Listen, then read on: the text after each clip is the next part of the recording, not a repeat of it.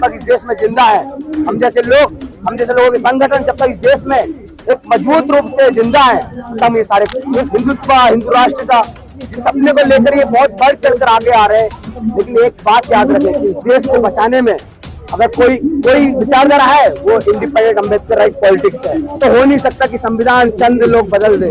इस देश में आज भी तादाद उन लोगों की ज्यादा है जो लोग संविधान को स्वीकार करते हैं। संसद भी दूर नहीं, संसद पर भी कब्जा करने की हम हैसियत रखते हैं, आज ये भी बोल रहे हैं। तो अगर हल्के में लेंगे तो अपना बुरा काम करेंगे। मैं आज भी कहता हूँ, मत भूलो दलित पैंथर को, मत भूलो बहुजन कांशीराम के बहुजन आंदोलन को, मत भूलो अम्बेडकर के आंदोलन में, भूले के आंदोलन को। उस वक्त तो इससे ज्यादा बुरी स्थिति थी, फिर भी हम आए ना यहाँ तक। आज के संसद कुछ भी कर रहा है तो हम बोलना बंद कर दे, ऐसा नहीं हो सकता।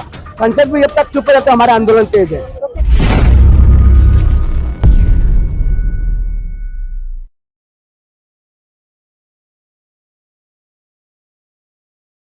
हम लोग सिर्फ और सिर्फ डॉक्टर रितु के सपोर्ट में तो है, लेकिन सिर्फ और सिर्फ डॉक्टर रितु के साथ ही नहीं, बाकी हर व्यक्ति के साथ है जो इस जातिवाद को झेल रहा है।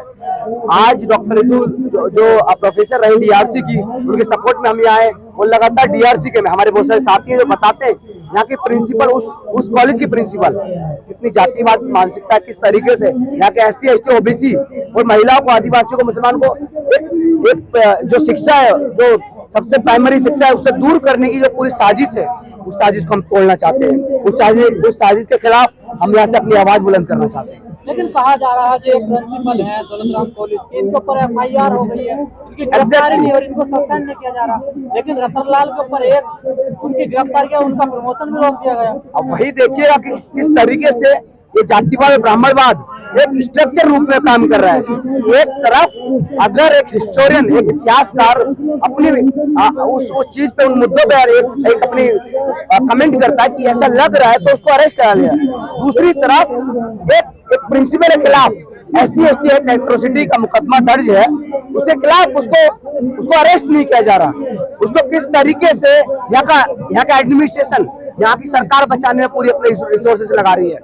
लेकिन हम भी कहेंगे कि तुम लोग पार्लियामेंट में शामिल, तो हम सड़कों पे इससे दुगनी तादाद में शामिल होंगे। ऐसे ऐसे प्रोफेसर, ऐसे जो ये प्रिंसिपल, जातिवादी मानसिकता वाले प्रिंसिपल हैं, ऐसा एडमिनिस्ट्रेशन, उनको बाहर करने का काम करेंगे हम। जिस संविधान की आप लोग दुआई देते हैं हमेशा, जिसके लिए आप लड़ते हैं, उस संविधान को बदलने की बात हो रही है।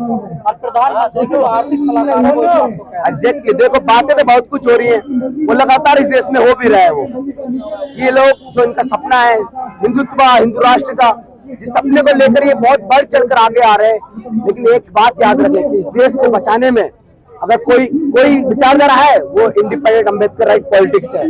इस देश के हर कोने में जब इस देश पे ऐसी आचाई है, तो यहाँ के अम्बेडकरवादी लोग, यहाँ के अम्बेडकर राइट संगठन, यहाँ के उस विचारधारा, जो समता मूलक समाज की जो विचारधारा है, उसको जो आगे फॉलो करते हैं, वो लोगों ने इस देश को बचाया आ गया। हम जैसे लोग जब तक इस देश में जिंदा है, हम जैसे लोगों के संगठन जब तक इस देश में एक मजबूत रूप से जिंदा है, तब ये सारी नहीं होने देंगे। हर राज्य में हो रहा है। देखो, जिन पर लगातार दमन किया जाता है उनको कोई नहीं सुनता, उनको एट दी एंड सिर्फ और सिर्फ आंदोलन का रास्ता लेना पड़ता है।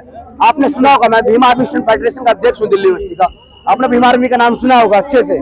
भीम आर्मी का जो काम है, लगातार उन सड़कों पर जाकर अपने खिलाफ, अपने लोगों के खिलाफ हो रहे अत्याचारों को बुलंद रूप से उनके खिलाफ अपनी आवाज उठाना, ये हमारा एक सही रूप से जो रूप है वो दिखाता है।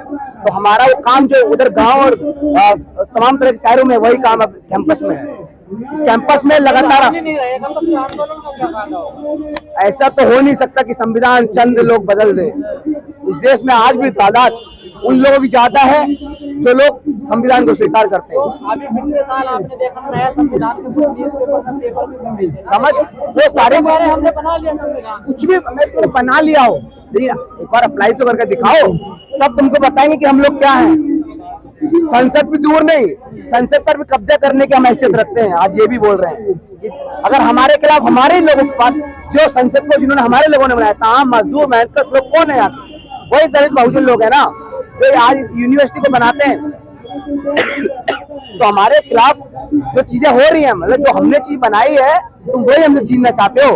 ऐसा तो नहीं करने देंगे। प्रधानमंत्री का आर्थिक सलाहकार कह रहे हैं ना, हल्के में तो नहीं लिया जा सकता ना इस बात को देखिए। तो हल्के में तो हमको भी लिया जा सकता ना। आपने कुछ दिन पहले देखा हुआ हमारी रैली वगैरह भी, हमको अगर हल्के में लेंगे तो अपना बुरा काम करेंगे। मैं आज भी कहता हूँ, मत भूलो दलित पैंथर को, मत भूलो बहुजन कांशीराम के बहुजन आंदोलन को, मत भूलो अम्बेडकर के आंदोलन में, फूले के आंदोलन को।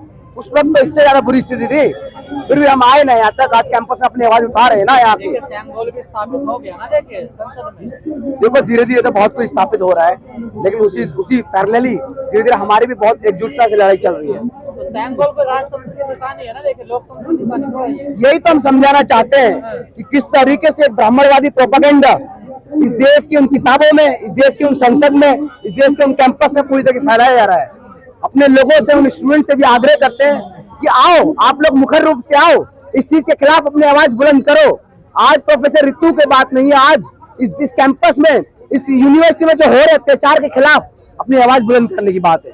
हम लोग इसी तरीके से लड़ेंगे। देखो आप भले ही ये सरकार कुछ भी कर रही है, कितना अत्याचार कर रही है, लेकिन हम लोग उस गांव में जाएंगे, उन लोगों के बीच जाएंगे, बताएंगे कि ये सरकार क्या कर रही है, हमारी नहीं है। क्योंकि एक बहुत अच्छी, गाँव में भी तो अत्याचार हो रहा है आप लोगों के ऊपर, जोशियों से मारा जा रहा है। यही बात की एक बहुत अच्छी बात है, जो लोग नहीं आ रहे इस मूवमेंट में। क्योंकि सबसे जो हमारी ताकत है वो हमारी यूनिटी की ताकत है, वो हमारे ऑर्गेनाइजेशन की ताकत है, ऑर्गेनाइज होने की ताकत है, हमारे पढ़े लिखे होने की ताकत है। तो उस पढ़ाई लिखाई को, उस एजुकेशन को, उस ऑर्गेनाइजेशन को उन झुग्गी झोपड़ी में पहुंचाया जाएगा, उनको मजबूत करने का काम भी किया जाएगा। उनको बताएंगे कि आप लोग अकेले नहीं हो, हम लोग आपके साथ हैं। उनकी लड़ाई में हम पूरी तरीके से शामिल होंगे। और जिस तरीके से इस देश में कहीं भी अत्याचार हो, जातिवादी अत्याचार हो, एक पितृसत्ता का नंगा नाच हो, या तमाम रिलीजियस माइनॉरिटी पर अटैक हो, हम लोग मुखर रूप से बोलते रहें। अब इस तरीके से अगर देखेंगे कि संसद कुछ भी कर रहा है तो हम बोलना बंद कर दे, ऐसा नहीं हो सकता। संसद भी जब तक चुप है, तो हमारा आंदोलन तेज है। तो क्या ऐसे शिक्षकों का बोलबाला है, जैसे जो मुजफ्फरनगर के जो तरक्की है त्यागी है, उनका बोलबाला है क्या? जो देखो इस सरकार, बच्चों को पिटवाती है, इस सरकार में तो ऐसे ही लोगों का बोलबाला है। यहाँ की प्रोक्टर रजनी भी मैं नाम लेना चाहता हूँ, वो इतनी दलाल प्रोफेसर है, वो भी इस तरीके की हरकत करती है लगातार। मुझे इस कैंपस से निकालने की पूरी कोशिश की गई। मुझे 3 साल से इस कैंपस में कोई अम्बेडकर, एक दलित व्यक्ति यहाँ पे आकर बोलता है, मुख्य रूप से उनको चुभती है बातें। तो ये बातें हम लगातार चुभाएंगे उनको, हमारे से 100 लोग और इकट्ठा करेंगे उन लोगों के लिए कि हम बताएंगे उनको आंख में आंख डाल के कि हम डरने वाले नहीं है। हमको भले ही तुम शिक्षा दूर कर दो, हम फिर से आएंगे अपनी ताकत में, उस शिक्षा को फिर से लेंगे और फिर से लड़ेंगे। ये पूरा जो हमारा सपना है, जो इक्वालिटेरियन इक्वालिटी का जो विचारधारा, उसको स्थापित करने का एकमात्र यही रास्ता कि हम आए, संगठित हों और उस चीज पर लगातार काम करें। धन्यवाद। पिछले साल आपने देखा नया संविधान के कुछ न्यूज़पेपर में पेपर भी छपे थे, समझ, वो सारे हमने बना लिया संविधान, कुछ भी मैं बना लिया हो, एक बार अप्लाई तो करके दिखाओ, तब तुमको बताएंगे कि हम लोग क्या हैं।